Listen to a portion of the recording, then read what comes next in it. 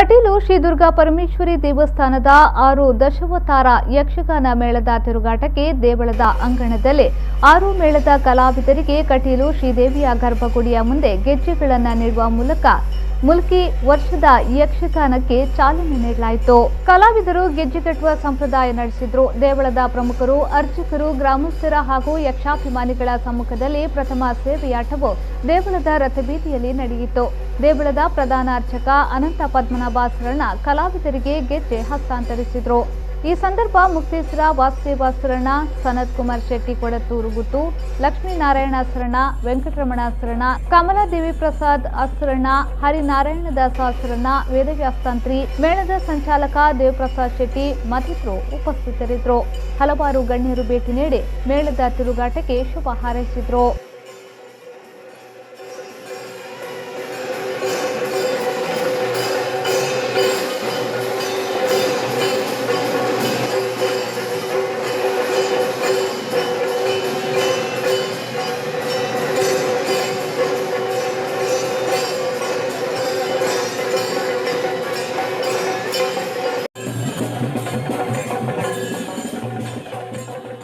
ಕಲೆ ಎನ್ನುವಂತಹ ಶಬ್ದಕ್ಕೆ ಅದು ದೇವರನ್ನು ತರತಕ್ಕದ್ದು ಅಂತಲೇ ಅರ್ಥ. ಕಂ ಲಾತೀತಿ ಕಲಾ, ಭಗವಂತನನ್ನು ತರುವಂಥದ್ದು ಕಲೆ.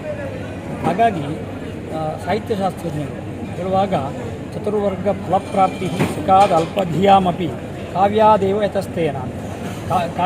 ಕಾವ್ಯದಿಂದಲೇ ಚತುರ್ವರ್ಗ ಫಲ ಸಿಗ್ತದೆ. ಧರ್ಮ ರಾಮನ ಹಾಗೆ ವ್ಯವಹರಿಸಬೇಕು, ರಾಮನ ಹಾಗೆ ವ್ಯವಹರಿಸಬಾರದು. ಇಂತಹ ಕೃತ್ಯ ಮತ್ತು ಅಕೃತ್ಯಗಳ ಉಪದೇಶವನ್ನು ಅತಿ ಸುಲಭವಾಗಿ ಜನರಿಗೆ ತಿಳಿಸಲಿಕ್ಕೆ ಒಂದು ಮಾರ್ಗ ಅದು ಈ ಕಲೆ. ಅದರೊಂದಿಗೆ ಆ ಅರ್ಥಪ್ರಾಪ್ತಿ, ಸಂಪಾದನೆ ಕಲಾವಿದರಿಗಾಗಿರ್ಬೋದು ಅಥವಾ ಭಕ್ತಾದಿಗಳಿಗೆ ಅನುಗ್ರಹ ಎನ್ನುವಂತಹ ಪ್ರಯೋಜನ ಅದರಲ್ಲಿ ಸಿಗ್ತದೆ.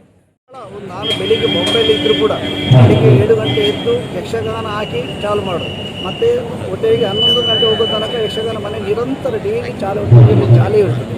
ಮತ್ತು ನನಗೆ ಕಟೀಲು ಮೇಳ ಅಂದರೆ ಭಾಳ ಆಸೆ. 6 ಮೇಳದ ಕಲಾವಿದರ ಹೆಸರು, ಯಾರು ಎಂಥ ವೇಷ ಮಾಡ್ತಾರೆ ಅಂತ ನನಗೆ ಎಲ್ಲ ಗೊತ್ತುಂಟು. 6 ಮೇಳದ ಕಲಾವಿದರ ಹೆಸರು ಕೂಡ ನಾನು ಹೇಳ್ತೇನೆ, ಯಾವ ಮೇಳದಲ್ಲಿ ಯಾರಿದ್ದಾರೆ, ಯಾವ ವೇಷ ಮಾಡೋದು ಅಂತ. ಅಷ್ಟೊಂದು ಆಸಕ್ತಿ, ಅಷ್ಟೊಂದು ಪ್ರೀತಿ.